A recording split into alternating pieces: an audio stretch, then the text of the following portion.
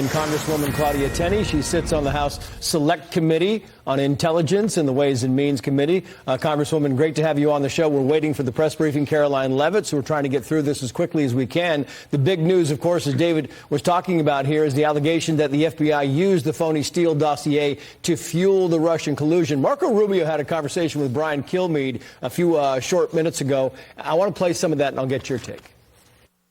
And I think we've learned even more about how hard, what we've learned over the last, with these new revelations, is how hard the FBI and some people, not all, but some people at the CIA worked to make that dossier a part of their intelligence assessment. It is a huge outrage because it was fake.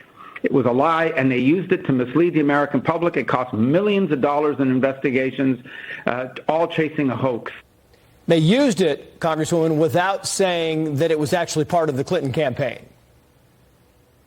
Yeah, this is what was so striking about the revelation in the annex from John Durham report. It showed that the Open Society Foundation, the Democrats' biggest donor, John Soros, runs that foundation, and one of his key operatives was actually involved in engaging in the conversations. If you read the annex, it's pretty explosive, and you realize to what lengths the Democrats are willing to go politically to undermine President Trump's campaign early on, and even in the end, even after he was declared the winner. This is probably the biggest disinformation campaign we've seen in American history.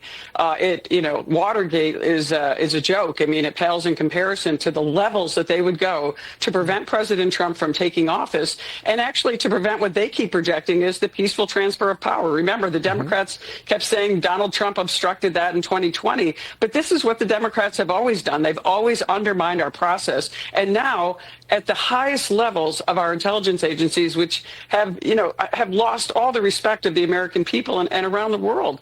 If we can't respect and really have confidence in our intelligence agencies, we have nothing. Yeah, and just to get up, Congresswoman, let's pause. We're going to go to the White House now.